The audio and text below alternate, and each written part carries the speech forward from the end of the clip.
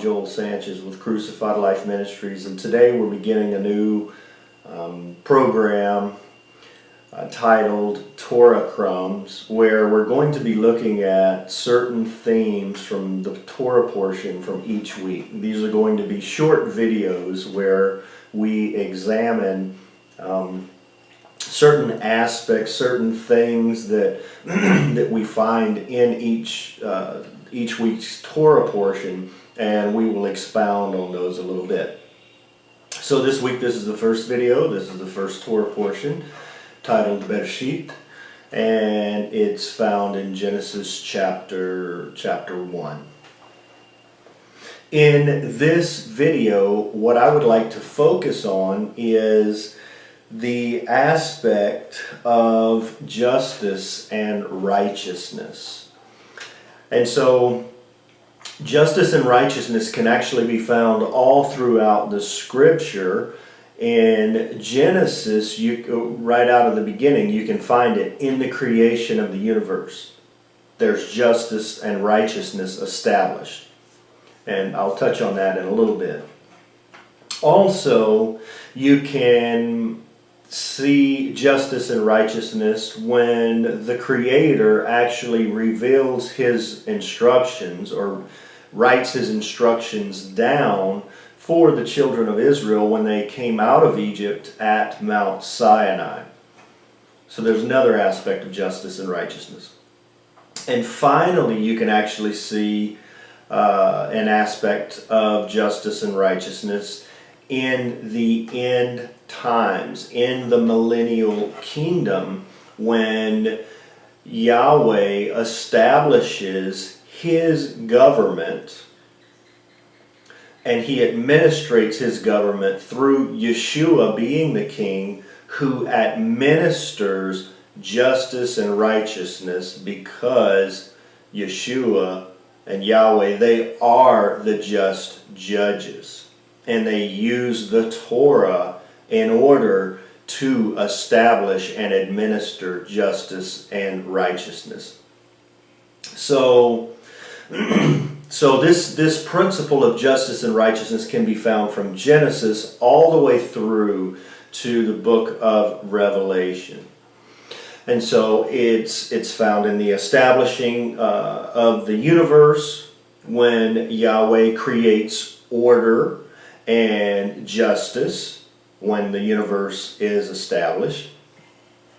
He reveals it at Mount Sinai, bringing more order and instructions to a nation that He brings out of Egypt and wants to create. So therefore, if He's going to create a nation, He has to give them some instructions. He gives them a constitution, if you will, some rules and guidelines and laws in which this nation has to adhere to and has to live by. And also the thing I want to note is Jews didn't come out of Egypt. It was actually a mixed multitude, or just only Jews didn't come out of Egypt. Matter of fact, they weren't even referred to as Jews during this time period. This came about later on. So there was a mixed multitude that came out of Egypt, and so therefore the Creator says, if you want to be a part of my nation, no matter if you're native born or if you're a stranger or a foreigner who would like to graft yourself into or become a resident, a citizen, a grafted in citizen, if you will, then these are the laws that you have to adhere to. And these laws are about equality and equity, and they treat everyone the same, whether you're rich or poor. So again, that's another aspect of justice and righteousness. And then I mentioned again, when Yeshua returns, He's going to sit on the throne, and Torah will be used to administer justice throughout all of the nations. So let's begin. In Genesis chapter 1, verse 1, it says, "In the beginning, Yahweh created the heavens and the earth." Now this word created is a very interesting word. In Hebrew, it's bara. And bara means to create or created, just as it's translated, but it also takes on the meaning of shaping or forming or fashioning something and setting it in place. Okay, very interesting word. It carries the significance also of to fatten or fill something up as a means of forming or fashioning something out of elements that already exist.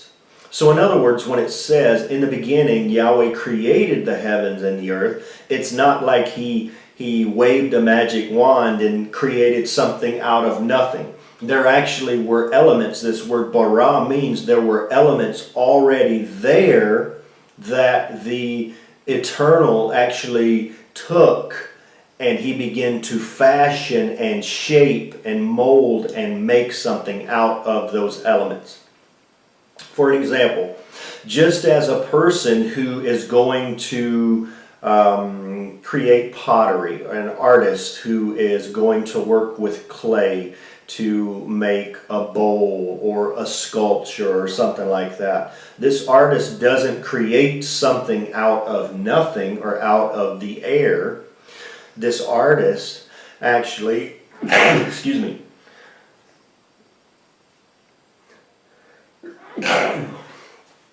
this artist actually takes, excuse me, takes elements, takes clay and water and a potter's wheel, a lump of clay if you will, and begins to spin the wheel and begins to take his or her hands and mold and shape that lump of clay into eventually a final project of, or a final product of a sculpture, a bowl, or whatever they're producing.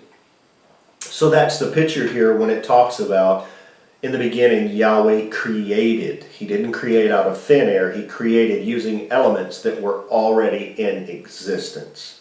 So we're talking again about elements of justice and righteousness. So let's see further those elements. It goes on to say in verse 2 in Genesis chapter 1, "And the earth was without form." Now this word form means tohu. Tohu. Which means formless, but it also means barren, a wasteland, and it means confusion. Now see, this is interesting because again, we're touching on justice and righteousness, the justice and righteousness of Yahweh in the beginning when he created the universe.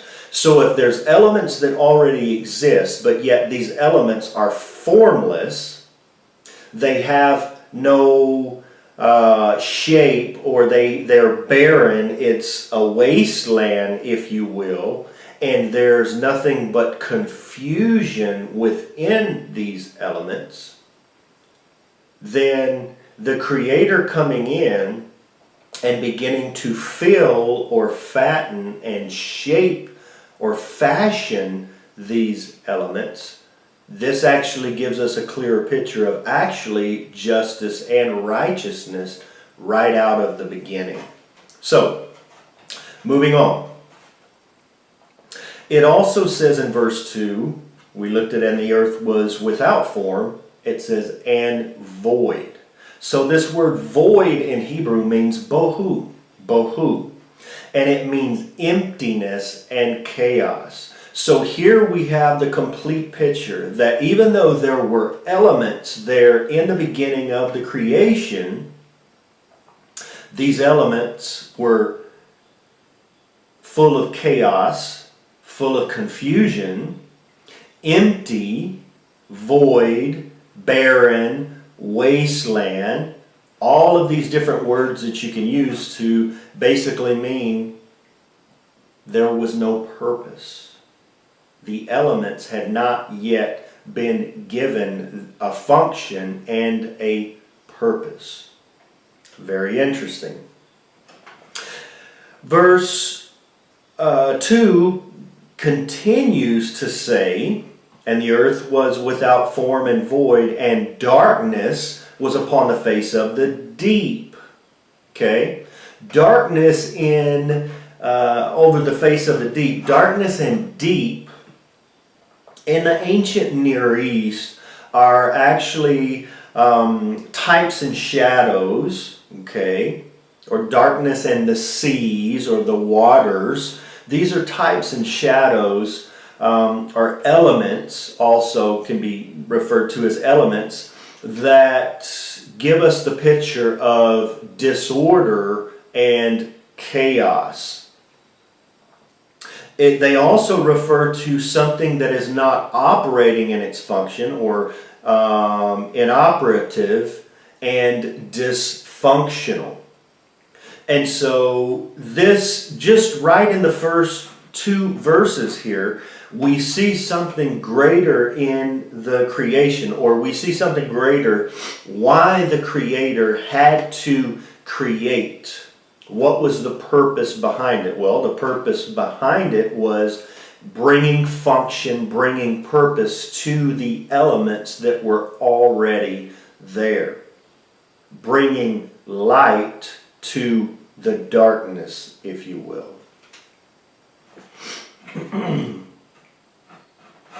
So, also in the Haftarah portion, we see in Isaiah chapter 42, excuse me, verses 5 through 7. Let's look at that. So Isaiah 42, verses 5 through 7, it says, remember, we're talking about justice and righteousness, okay? It says, "Thus saith Yahweh Elohim, He that created the heavens and stretched them out, He that spread forth the earth, and that which cometh out of it, He that giveth breath unto the people upon it, and spirit to them that walk therein. I, Yahweh, have called thee in righteousness, and will hold thine hand, and will keep thee, and give thee for a covenant of the people, for a light of the Gentiles." Verse 7, "To open the blind eyes, to bring out the prisoners from the prison, and them that sit in darkness out of the prison house." Now, this is very interesting because in the aspect of the ancient Near East, not just the sons of God or the children of Israel, but the nations that dwelt around in the midst of Israel and around Israel, they had this concept of justice and righteousness as well. And so part of this concept of justice and righteousness from the perspective of the ancient Near East was, for instance, when a new king would assume the throne or would take over the throne, one of his first acts of legislation would be, or one of his first laws that he would do, he would free prisoners, he would abolish people's debts, and he would pardon people from different things, and he would also bring justice to those who had been given injustices. Of course, this was for political purposes and reasons, but the issue, the point that I want to make is that justice and righteousness was not just some religious act or a religious thing. This was actually a cultural and a societal aspect that was woven and written into many of the laws that not just in Israel but also in the nations that lived and dwelt around Israel. This is how actually nations would be able to have commerce and trade and intermingle and do business, if you will, with one another. So we see in this Isaiah chapter 42 the aspects of justice and righteousness with what I just shared. But first of all, Yahweh is actually declaring and establishing that He is the Almighty and that there is no other God or gods out there that created the heavens and the earth. He is basically saying, I am the Almighty. I am the only and ultimate God over all the creation and over all the universe. And plus, if you study the ancient Near East about these nations and their pagan gods, these gods who were referred to as creator gods because there were multiple gods for many different aspects of life. But these creator gods were actually limited in their range of creation.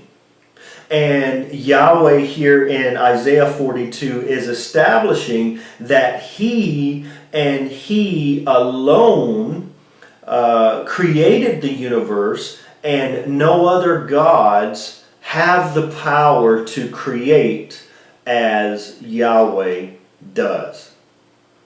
And so we go on, let's go back and actually focus on verse 6 and 7 of Isaiah chapter 42. It says, I am Elohim, I have called you in righteousness. Remember, we're talking about justice and righteousness, so here's an aspect of righteousness. He says, I have called you in righteousness. I have taken you by the hand and kept you. This is all language of I've been just with you, I've been fair with you, I've given you grace, and I've given you mercy. I have protected you. I have given you as a covenant to the people. More language of justice and righteousness, of Yahweh making a covenant, making a constitution, making a contract with not only just individuals, but a nation. And so he goes on to say, a light to the nations. And in order to be a light to the nations, we have to see just and righteous laws and guidelines in place, and people living out those just and right laws in order to reflect honor and glory to the one who gave them those just and righteous laws.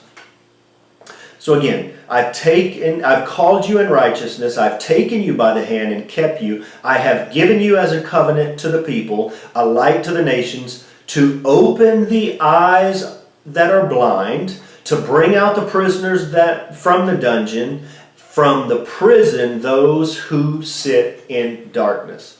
Again, this is all language of justice and righteousness. And actually, was Yeshua's role when he came on the scene, because there had been so much injustice done by the religious leaders and by not just the religious leaders, but the leaders of Israel. Yeshua comes on the scene and begins to declare the righteousness of his Father Yahweh and begins to do acts of justice and righteousness. So here in the beginning we see this is the plan of the Creator of the universe. Not only to be just and right, but to deliver to individuals and a nation justice and righteousness, right rulings, upright statutes, in order, if you live by them, you will receive life, you will receive honor, and you will be given the status and the honor of being a light to the nations, which in return you will be a representative of the Creator of the universe and show people who you serve, and how great of a God He truly is. Until next time, Shalom. I'm Joel Sanchez with Crucified Life Ministry.